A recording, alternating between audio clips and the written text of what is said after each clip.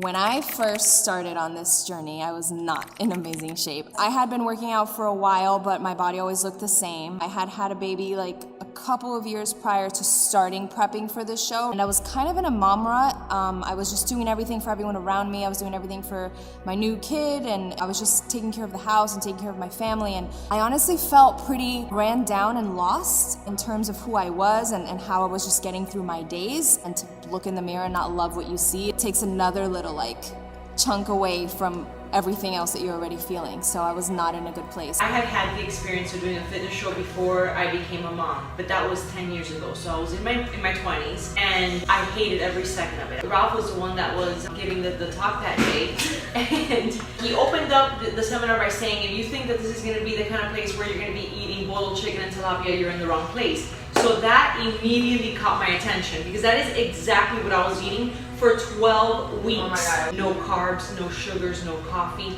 nothing. I said, okay, well, I'm curious to know how he's gonna get me super fit eating what I want to eat. One of the first things you said was you don't have to have boiled chicken and broccoli. And I was if you did, then I would never. I had such a negative relationship with food for a really, really long time.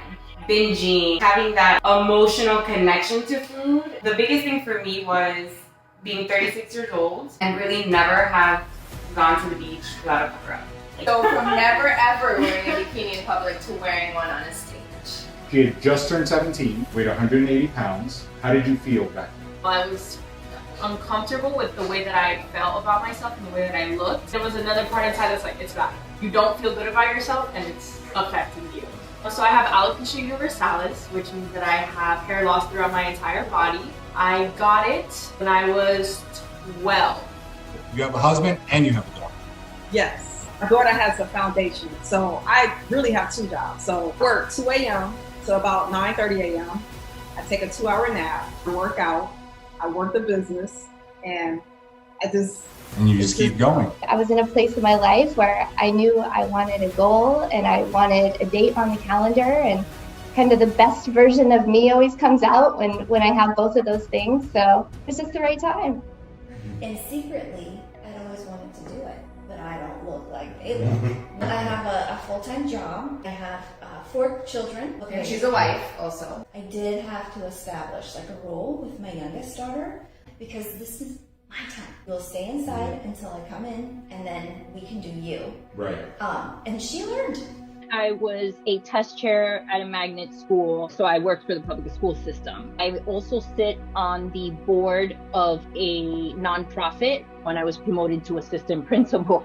So now I get to help run a school. My grandfather specifically was kind of deteriorating, and I was like, okay, if I have to pick at 80 what I want to do and what my life needs to look like, these next 40 years have to be better than the first. And that's still my ultimate goal. When you show up for you like that, there's just something that changes inside of you that is so much more valuable to self-esteem and to self-confidence than the abs or the arms. Don't get me wrong, those are great. I was able to completely change who I was in a lot of ways. I was able to completely change things about myself that I didn't necessarily like, that were holding me back. So I'm eating more, I'm eating carbs, I have 2 kids, I'm looking better than I did in my 20s, and it's unreal to me. You took away the fear of food. You really have. Amazing. I think that the process has been great to change me physically. And I have someone that's taught me that rice is not the devil. Bread is not the devil. The mental strength also, the commitment to myself, showing up for myself, prioritizing my health. At this point, I'm there's really nothing that I can't face and get on the other side of. And I don't know that I could have said that 6 months ago. Feeling good about the way that you look, I put so much work into this, and I feel really good. And this new body, I'm hey, what's up everyone, I'm here. It felt like this high of feeling good about myself, honestly, that I had never really felt before. In 17 years, I never felt the way that I felt that first competition before. Almost I had to say focus on the transformation, not perfection, because we see differences. It's working, it's happening. Getting on the stage in a bikini and walking the hills, that was the biggest thing for me, because I don't walk in hills. I was not afraid at all. Boom, I'm ready. Heels. I know how to walk. I was so comfortable. Like I had no fear. Like honestly, I was not afraid at all. Just actually do it and say, man, I walked in heels in a bikini on stage. Like It was the mindset around how am I going to be on stage? How am I going to show up? Am I going to enjoy the process? Am I going to be nervous and like how am I going to show up? There's never going to be a right time to do it. I mean, I sat on the fence for 5 years. I wish I would have done this 5 years ago. I can't believe I didn't. If it's something that interests you and sparks that little light inside of you, just do it. Like life is super short. We only get one shot at it. So take these kind of cool opportunities and run with it. It's just really neat to see these women that are able to accomplish so much. And I was like, I'm one of those women. Yes. Like, that's me. I Yes. did it. Whatever scares you leads you in the right direction. You might be a little bit fearful, follow that.